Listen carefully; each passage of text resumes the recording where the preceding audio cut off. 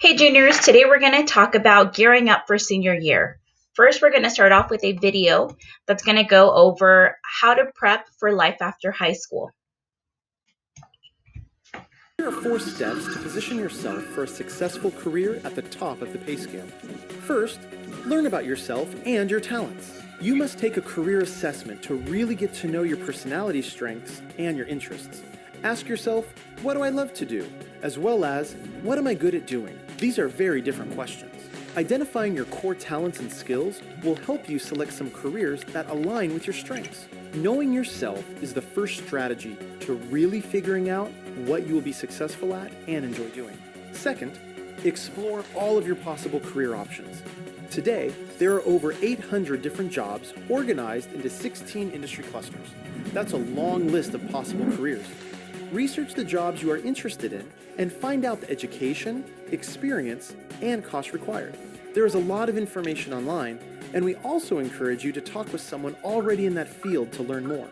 It is not too soon to find out as much as you can. Identifying those careers that align with your personality and interests will help you make better decisions about your first career. After researching all the possibilities, the third step is to then set a tentative career goal based on your interests and abilities. And be sure to consider the range of wages in your local area in alignment with what you learned about yourself. This career doesn't have to be what you want to do for the rest of your life. Just set a goal of what you want to do first. The fourth step is to create a 10-year plan. This plan should include your tentative career goal, the education and training you'll need, and the realistic steps you plan to take to get there. Having such a plan will help you when you pursue an internship, select a college major, and seek employment. Also, be sure to make both a Plan A and a Plan B. Setbacks are inevitable, but don't worry, it's how you respond to these challenges that matter. We suggest developing strong coping skills and learning how to work well in teams. It is important to be able to pivot quickly and persevere down an alternative path towards your goal when obstacles arise. The academic knowledge, career awareness, and technical skills you gain during high school will serve you well as you pursue your next steps in life. And that's how you position yourself for a successful career. Focus on acquiring academic skills and knowledge, life skills, employability skills, and technical skills while you work through these 4 steps. Just always be true to who you are, strive to fulfill your full potential, and bring passion to whatever you do. All right, so with that in mind, let's talk about what some of your options are for after high school. Here are 4 steps. Just kidding. There we go. All right, so let's refresh. So what are your options after high school? So one of your options is community college.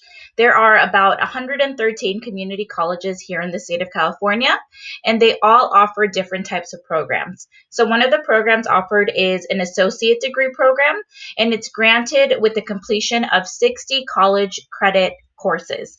This includes general education courses like English and math and science. Each community college has a list of required general education courses for an A degree and an AS degree in different majors. There's also the transfer program. So students will take lower division university course requirements to be completed at a community college first. Then students can enter a 4-year university as a junior to complete their bachelor's degree. So that's another option that you have at a community college. And there's also the associate degree for transfer. So this is in collaboration with the Cal State system. Students are given guaranteed admissions into a CSU program, granting an associate's degree as well as being able to transfer for meeting specific general education and major requirements. This is in place for certain majors at each campus. So when you're looking at, let's say if you're looking at community colleges, you can check out which majors they have that are in this CSU program. So it's called an associate degree for transfer. So admissions requirements. So in order to get into a community college, you are required to have a high school diploma or equivalent. The SAT or ACT tests are not required. There's early registration for courses. I want to go back to the admissions thing for testing. I know for juniors this year, you're going to have to do the CASP. A lot of times, community colleges will look at those scores for placement. So for example, to place you in different math or English classes. So that's something that they will look at. There's also an early registration process for courses. So priority registration allows students to register early so they can get into the courses that they need before they fill up. To qualify for priority registration, so keep this in mind for next year, you have to participate in orientation, you complete an assessment process, and then you develop an educational plan with a college counselor from that community college. You can get more information by visiting the California Community College website. But this summer, if you're thinking of different community colleges, we have a lot in our area. So I recommend doing research to figure out what program and what community college will fit your needs best. Option number 2 is a 4-year college or university. There are public and private colleges where you can earn a bachelor's degree and you can continue to pursue a degree as a graduate degree. Private universities cost more money than attending a public university. And in California, we have 2 public systems. We have the Cal State system and the UC system. Common App, we use a lot of private schools for that. So just a refresher, if you are considering applying to a 4-year university straight out of high school, you do have to meet those A through G requirements. So those are the minimum courses required in order to be eligible to apply to a 4-year university. So that includes your 2 years of history, but 3 is recommended. So we have world history, US history. We have 4 years of English, 3 years of math, but 4 is recommended. 2 years of a lab science, so 1 of a life, so bio, principles of biomed, and then 1 year of a physical, which is like chem, physics, or environmental science. And 3 years is recommended. You need 2 years of a foreign language, and it has to be the same language for both years. You need 1 year of a visual performing art, so that could be 1 year of ceramics, photo, film, band, etc.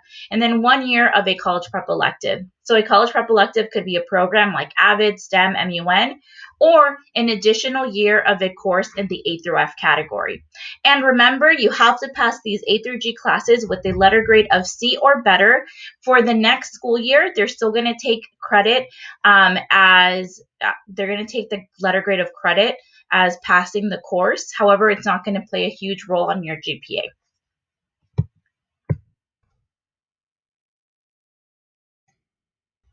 Option 3. So another option that you have after high school is career education. So career education, also known as certificate programs, there are several ways to obtain these. So certificate programs are offered at community colleges as well. So examples include automotive technology, culinary arts, administration of justice, ultrasound techs. General education courses are not required for career education certificate programs. The focus is earning a certificate to provide proficiency in an occupation. The certificate program ranges from either 18 to 30 units, depending on what program you're doing. There's another option of obtaining career education, which is technical and trade schools. Technical schools allow students to get a certificate in a shorter time frame, but they are a lot more expensive. And then many of these colleges are for-profit businesses, and a lot of them have closed, leaving students unable to finish their education. And you would still have to pay for tuition. Tuition can range anywhere from $500 to $60,000, depending on the nature and length of the program. So community college would be a much more affordable route for this. And something to look into, make sure that the schools are accredited. This is an important indicator because an accredited school has passed through an examination of its business practices and teaching ability. So just make sure that if you are thinking of a trade school or a tech school, make sure that they are accredited. Do your research and compare to what's going to fit best to your needs. So some examples of career education programs include medical assistant, massage therapist, computer repair, a real estate agent, barbering, cosmetology, nursing, LVN, ultrasound tech, childcare, general marketing. There are so many types of certificate programs out there. So if you are interested in this, something you could start doing now and into the summer is looking at what community colleges offer this program, what are their requirements. A lot of the times, community colleges will hold like information sessions. Now with COVID, they might be through Zoom. So always make sure to check out the website of the schools that you're interested in. Option 4. So another option that students have after high school is the military. There are 5 branches of the military. There is the Army, the Navy, the Marine Corps, the Air Force, as well as the Coast Guard. So each of them has their own specialty. So it really depends what you're interested in and what you're thinking of going into. For the military, you do have to have a high school diploma. So if you're thinking of going this route, you do have to graduate from high school. And then you do have to take an ASVAB, which stands for Armed Services Vocational Aptitude Battery. So this assessment will determine what kind of a vocational job you can get in the military. So you could take a practice ASVAB before, just so you kind of know what score you're trying to aim for. So depending on what branch you're going into, there's different jobs that you can go into. So if you're thinking more like medical or mechanical or infantry, it's really going to depend on what your goals are.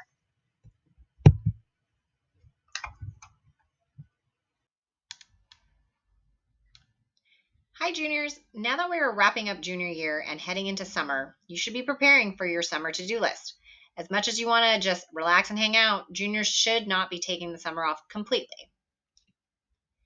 Here's a great video from supertutortv.com on what you should focus on this summer in preparation for the senior fall application process. SuperTutor TV has a bunch of great videos and resources, so check them out. Because there's different seasons of senior year and there's different things that you should be doing depending on that season. The first season I'm going to talk through is the biggest one, and that is summer/fall. The reason I say summer/fall is there's a lot of this stuff that you can get started on in the summer and start to investigate even though it's not fall yet, and most of you have a little bit more time during the summer, so that's usually a good move. My first tip is to make a college list. How do you make a college list? Well, we're going to be creating a video this summer to tell you more in detail how to make a college list. But my best advice is always make sure that you have some safety schools. Those are schools that have over a 30% admit rate. Some fit schools, those are schools that typically admit students who are in your range, where you're at like the 50th percentile or maybe even above for scores, including GPA and test scores, and maybe a couple of reach schools. After you make your college list, it's really important that you start to get organized. So to get organized, there's a few things that I recommend that you do. The first thing is make sure that you put all of your pertinent deadlines in your calendar.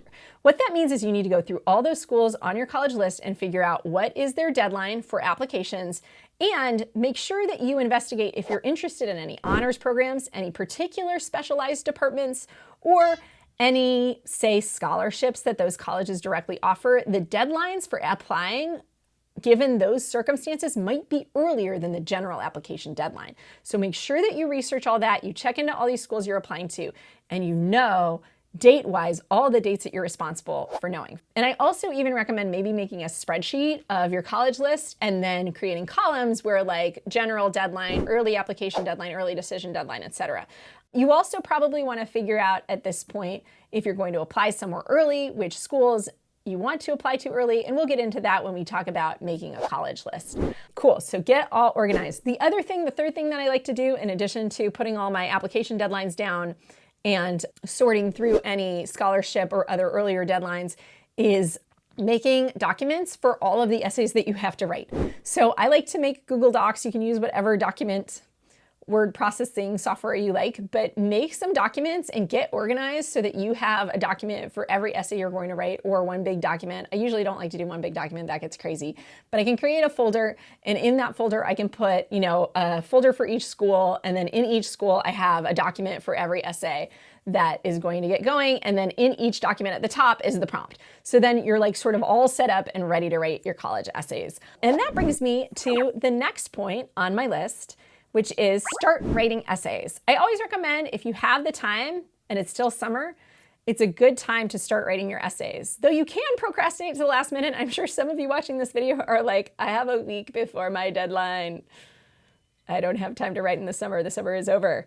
If so, that's okay. But if you have the time in the summer and you're ahead of the curve, go ahead and start writing your essays. That way you can come up with the best ideas possible. Make sure you pass it around to people you know. I've got lots of videos that give you tips on essay writing, so you should check those out on our channel as well. They can help you with brainstorming, essay writing, all that kind of good stuff, good topics to write about. Next, from your college list, Make sure that you've taken all of the tests that you need to take, and make sure that you get your test prep and testing dates in order. So if you haven't already taken the SAT or the ACT, which are usually required at most universities, make sure that you've set up a test date and that you have a prep plan in place. If you don't have a prep plan yet, make sure you check out our other videos. We have so many prep videos for free on Super Tutor TV. We also have the online prep course if you're looking for the full gamut at supertutortv.com. Either way, whoever you are, we have something for you, so definitely check out those resources. And then if you need to take subject tests or any other tests, let's say you're an international student, you might need to take the TOEFL. But make sure that any exams that you need to take or any other prerequisites, that you fulfill those or you put them on your calendar, you go on those websites, you register for those tests, and you get that all squared away. Okay, next tip. Talk to your parents about paying for college. Now, I know this one can be kind of awkward, but sometimes students don't sit down with their parents and figure out, like, hey, who's going to pay for college, or how much money do we have to pay for college, or how much of a scholarship do I need to get? So you might sit down with your parents and try to talk through expectations in terms of finances, what they're willing to pay, all that kind of good stuff, how much financial aid are you going to need. Also talk to your parents about the FAFSA, and that's my next point. So the FAFSA is the federal form that every student in America who is an American citizen that is applying to college and wants financial aid has to fill out senior year. It comes out on October 1st, so that's the first day that you can fill it out, but it's due February 1st. So put those dates on your calendar and figure out more about what that form is, what it requires. Talk to your parents about it. Make sure they know you're going to need their tax returns and all sorts of stuff like that. We have a whole series on financial aid. It's called Free Money for College. Go check out those videos and we will walk you through all of the elements that go into finding scholarships and all that good stuff. Next on the list is to identify and research scholarships or financial aid. So in addition to just figuring out the FAFSA, which everybody has to fill out if you're applying for need-based financial aid, you're also going to need to look up, like, what kind of scholarships do you want to get, or what do you want to check into, or how much legitimately could you expect to maybe add into the pool for your college funding. Lots of resources out there. Again, our videos are a good place to start. You can start there and hopefully that will help. Cool. Next on my list of senior year items, clean up your social media accounts. So, as some of you might know, colleges, when they're going through your applications, as soon as you hit submit in October to that first university, they might Google you, they might look you up online. Make sure that you don't have your full, very unique first and last name on YouTube spewing out obscene comments on every video you can find. If you have behaved in ways on social media that maybe aren't wonderful and awesome, or you don't want colleges to see, it's time now to clean that up before it's too late. Next on my list is ask some teachers to write you letters of recommendation. So when you apply to college, you're going to need letters of recommendation. Usually one of these is from a counselor and another one is from a teacher, and then sometimes schools will ask for a third or even fourth recommender. Sometimes one of those can be someone from the community, maybe somebody you worked for at an internship, a coach from outside of school, something like that. And if you feel like that would portray you in a good light, that's something you can do too. Another tip for letters of recommendation, pick people who have good stories on you. Stories are the bedrock of awesome letters of recommendation. So make sure you have people who know you well enough to tell stories. If they don't know you that well, their letter is probably going to seem really generic. But identify those people and ask them early on. That could even be the first week of school. You could go to them and say, hey, would you be willing to write a letter of recommendation for me? Awesome. Usually these are all done now through online portals. So you enter their email or you get their email address, and usually it emails them everything like digitally. You can kind of check that out depending on which application you're using online. Your college counselor at school also can help you through this process and help you understand what the protocol is at your particular high school. Some high schools have particular rules in it. In any case, the first week of school is not too early to go and approach that teacher, because sometimes teachers will have cutoffs, sometimes they will get too overwhelmed or have too many students ask.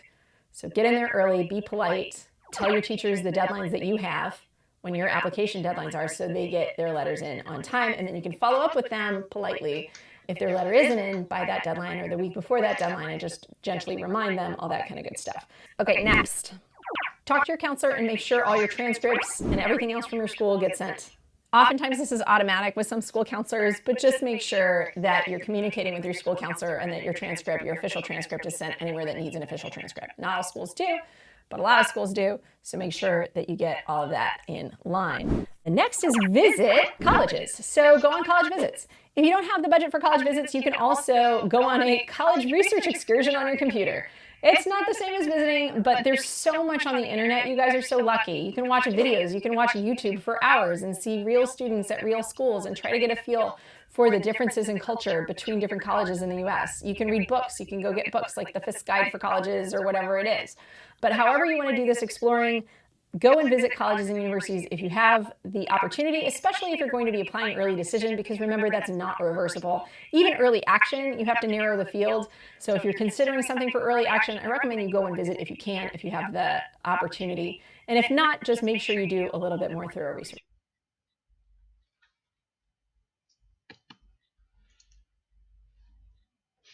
Okay. Like the video stated, making a college list is priority. Start your college search with an open mind. You may have a specific idea of what colleges you're looking for because of various reasons, such as sports championships or someone you know was an alum. But we definitely recommend thinking about different attributes that often students forget in their search, such as size of a campus, location, selectivity, specialties, and campus culture. Here's 5 really great websites that can help you research different aspects of college campuses. So the first one is College Results Online.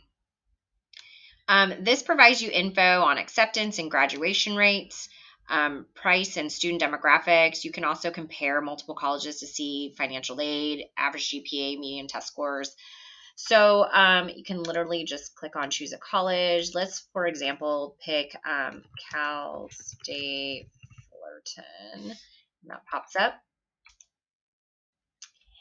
And you can see immediately the data on their college profile.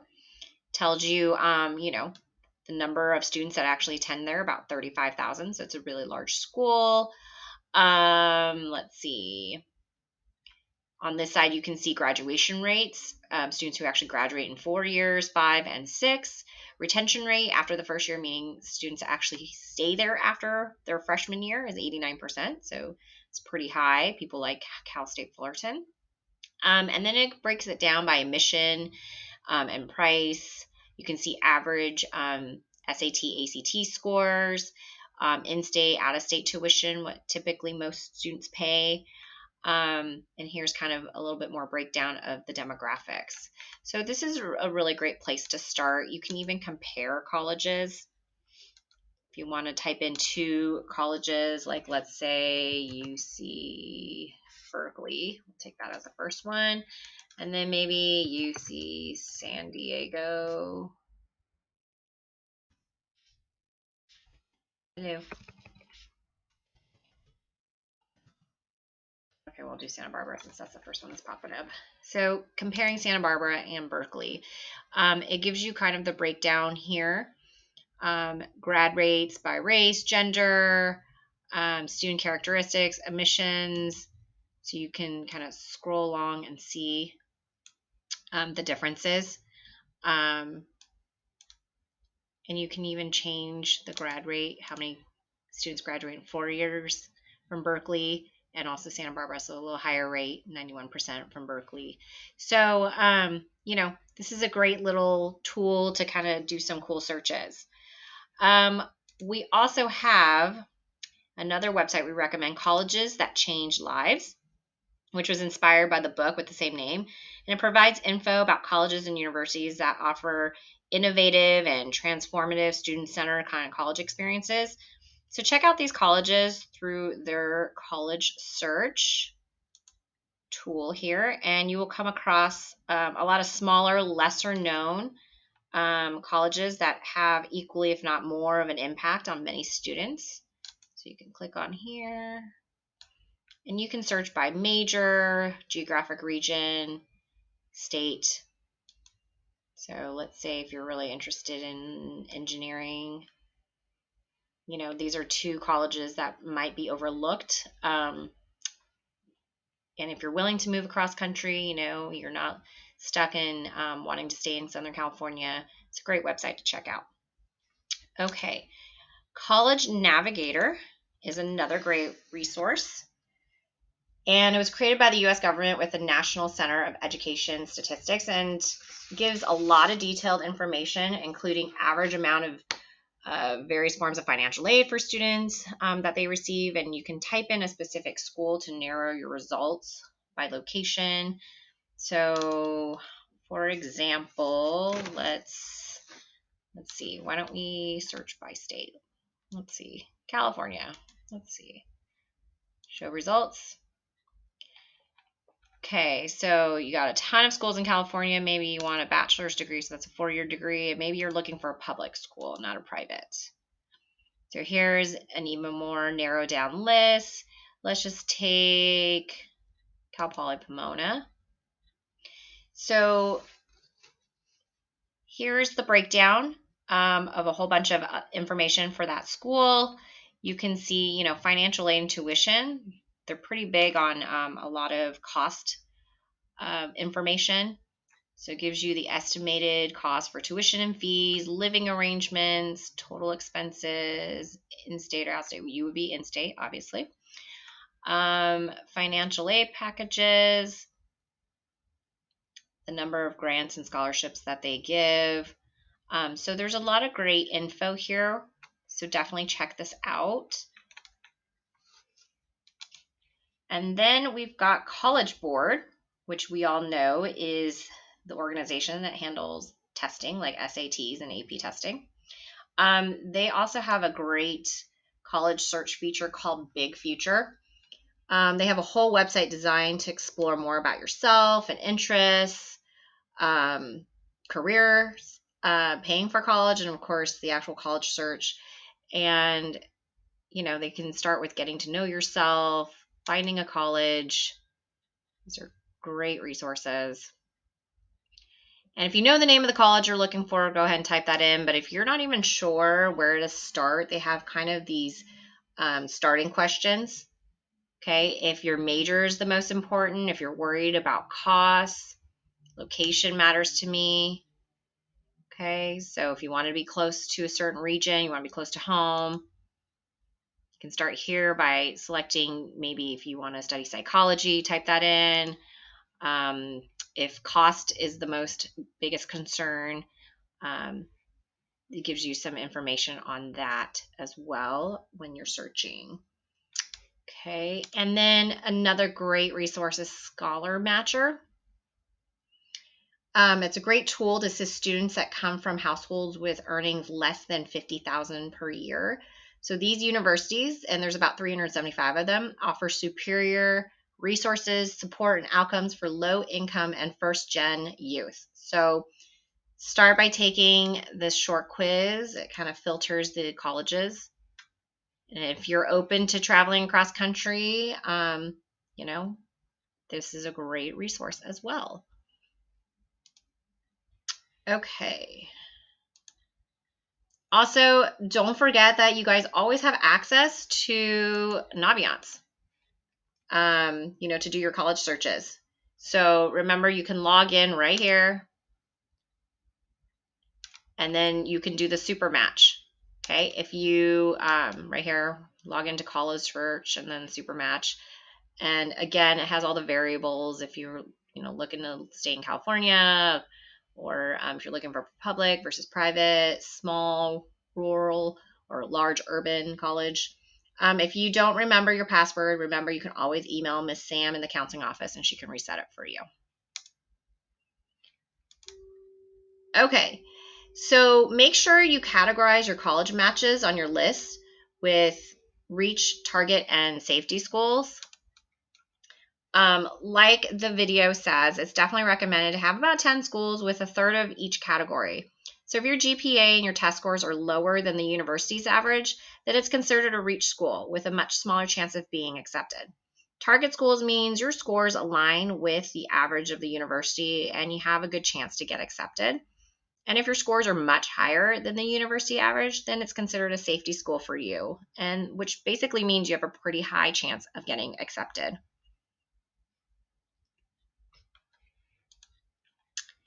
Also, this summer is the best time to start drafting your college essays.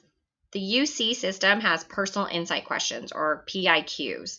They're the same 8 questions each year, and students are required to answer 4 out of the 8 in short 350-word responses. Okay, so if just clicked on the link for you, you can see the questions are down here. Number 1, describe an example of your leadership experience in which you've positively influenced others, etc., etc. You need to choose 4 out of these 8, does not matter which 4, and 350-word responses. And there's things to consider. There's a great little handout here to help you kind of brainstorm your responses, depending on the one that you select. Okay, so definitely jump on there now. It will not change for the fall. Let's see. Also, the Common App is an application platform that is used by most private schools. Basically, anywhere from Chapman University, which is here, locally in Orange, to USC, to Harvard, to Stanford. They all use the Common App. Okay, so if you click on it, they've already posted their questions for the 21-22 school year. These are 7 essay prompts, and you would have to choose one, but you can go ahead and read through them now and, maybe pick 1 or 2 that you feel that you can kind of do a rough draft this summer. It never hurts to get going on that. And if you're thinking about applying to the CSUs, the Cal States, they do not require any essays, so you don't have to worry about that. Okay, and testing. Should you take an SAT or an ACT? I know there's been a lot of unsure information about that due to COVID this year. The CSUs and the UCs no longer require them as part of the application process. However, private universities vary, and they could use the test as a test optional, meaning you can submit it, and they would consider your test scores as part of the application process. Some schools will also use it as a possible, along with admission process, as also issuing merit scholarships or course placement when you're at the college. So there is a benefit if you do submit your scores. You just need to check individual college websites to see if it's test optional or not required at all, and they're not going to view any scores. We definitely recommend, encourage you to take it if you are comfortable and you can, either this summer or in the fall of your senior year. Okay. To register, you just visit the individual websites. So College Board for SATs, it has the dates and times. They have a tentative dates for next year as well. And for ACT, you would just go ahead and sign up on their website. Okay, so this summer, there is May 8th and June 5th, and then June 12th and July 17th. They have anticipated dates for the start of the school year down here. The goal is to definitely take a test before December of your senior year. That's typically the last test you can take in the application process. And of course, lastly, letters of recommendation. Like the woman in the video said, each school kind of has their own process. So definitely now's the time to start thinking about it. LORs are typically used by private schools and for EOP programs through the CSU and some scholarships. Counselors and teachers do require that you submit an LOR brag sheet. Yes, you do have to complete this when you're submitting your request. Okay. Yes, it's pretty lengthy. It is about yourself. So you need to list, everything you've pretty much done in high school. But the most crucial are these short answer open-ended questions. There's about 9 of them. Please, yes, we do ask that you respond to them thoughtfully. The more you respond, the better we can draft your letter of recommendation. Okay, and also please remember to give your recommender at least 2 working weeks before the deadline. And no, we cannot draft a letter overnight and give it to you immediately. So, be mindful that you're asking a staff member to write about you in like a favorable light. So, just be considerate of their time as well.